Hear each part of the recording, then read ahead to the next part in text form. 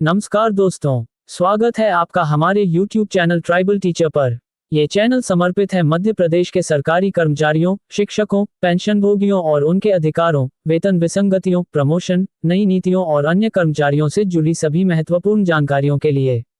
आज का ये वीडियो बेहद खास है क्योंकि हम इसमें आपके लिए लेकर आए हैं unified pension scheme UPS promotion से जुड़ी अटकी समस्याओं और 8वें वेतन आयोग पर विस्तार से चर्चा। चलिए शुरू करते हैं इस विस्तृत अपडेट के साथ। कर्मचारियों को 31 मार्च तक चुनना होगा। एनपीएस चाहिए या यूपीएस? यूपीएस का ड्राफ्ट तैयार किया जा रहा है, जिसके अनुसार गाइडलाइन बनाई जाएगी। ये दिसंबर तक तैयार हो जाएगी। इसी के अनुसार कर्मचारियों को 31 मार्च तक एनपीएस और यूपीएस में से कोई एक विकल्प चुनना होगा। 1 अप्रैल 2025 से यूपीएस लागू की जाएगी। तो चलिए साथियों, खबर को विस्तार से समझते हैं। भाग 1, यूनिफाइड पेंशन स्कीम यूपीएस का ड्राफ्ट और इसके लाभ। भारत सरकार द्वारा राष्ट्रीय पेंशन योजना एनपीएस के विकल्प के तौर पर यूनिफाइड पेंशन स्कीम यूपीएस को लागू करने की तैयारी की जा रही है। यूपीएस का उद्देश्य कर्मचारियों को अधिक सुरक्षित और स्थिर पेंशन योजना प्रदान करना है। यूपीएस और एनपीएस में मुख्य अंतर। 1 पेंशन फंड में अंशदान। एनपीएस में सरकार का अंशदान 14% था, जबकि यूपीएस में इसे बढ़ाकर 18.5% कर दिया गया है। यूपीएस में कुल अंशदान कर्मचारी जोड़ सरकार 28% होगा, जबकि एनपीएस में ये 24% था। 2 फंड का निवेश। एनपीएस में कर्मचारी के फंड का 50% बाजार जोखिम के अनुसार निवेश किया जाता था। यूपीएस में 100% राशि का उपयोग केवल पेंशन बनाने के लिए होगा। 3 रिटायरमेंट के समय राशि। एनपीएस में 60% राशि कर्मचारी को एकमुश्त मिलती थी और 40% से पेंशन बनती थी। यूपीएस में 100% राशि से पेंशन बनेगी और एकमुश्त निकासी का विकल्प नहीं रहेगा। फायदे और नुकसान। यूपीएस में पेंशन स्थिर होगी, लेकिन ओपीएस जैसी गारंटी अभी नहीं है।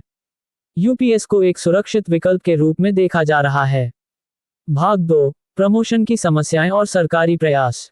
मध्य प्रदेश में 2016 से प्रमोशन रुके हुए हैं। इसका कारण हाईकोर्ट द्वारा प्रमोशन नियम 2002 को निरस्त किया जाना है। मुख्य समस्या, प्रमोशन में आरक्षण को लेकर विवाद। बिना प्रमोशन के हजारों कर्मचारी सेवानिवृत्त हो चुके हैं। कर्मचारियों को आर्थिक नुकसान हो रहा है। सरकार के प्रयास। 1-to-1 चर्चा। राज्य सरकार ने कर्मचारी संगठनों के साथ वार्ता शुरू की है। एचआरएमएस पोर्टल, सरकारी अधिकारियों और कर्मचारियों का डेटा एक प्लेटफॉर्म पर रखने के लिए नया सॉफ्टवेयर विकसित किया गया है। प्रमोशन के बीच का रास्ता। राज्य सरकार हाई कोर्ट के निर्देशों का पालन करते हुए समाधान निकालने की कोशिश कर रही है। भाग 3, केंद्रीय वेतन आयोग और 8वें वेतन आयोग का प्रभाव। भारत सरकार हर 10 साल में केंद्रीय वेतन आयोग लागू करती है। 7वें वेतन आयोग के बाद अब 8वें वेतन आयोग की चर्चा जोरों पर है। क्या होगा 8वें वेतन आयोग में? Fitment factor. वर्तमान 2.57 फैक्टर को बढ़ाकर 2.86 किया जा सकता है। इससे न्यूनतम वेतन 18,000 रुपये से बढ़कर 26,000 रुपये हो सकता है। पेंशन वृद्धि। पेंशनभोगियों के महंगाई भत्ते में वृद्धि की जाएगी। घोषणा की संभावना। 2025 में लागू होने की उम्मीद।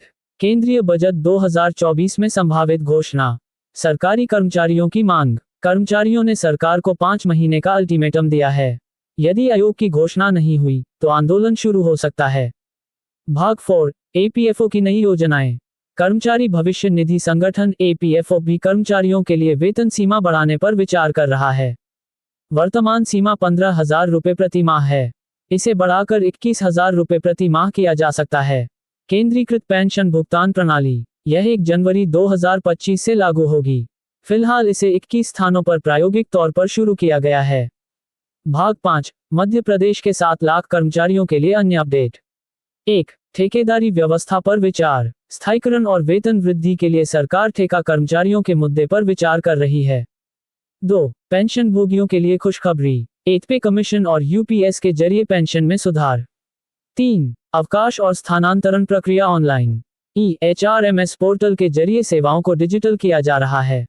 निष्कर्ष। मित्रों, ये सभी अपडेट न केवल आपकी सेवा की स्थिरता के लिए महत्वपूर्ण है, बल्कि आपके आर्थिक भविष्य को भी सुरक्षित करने के लिए सरकार के प्रयासों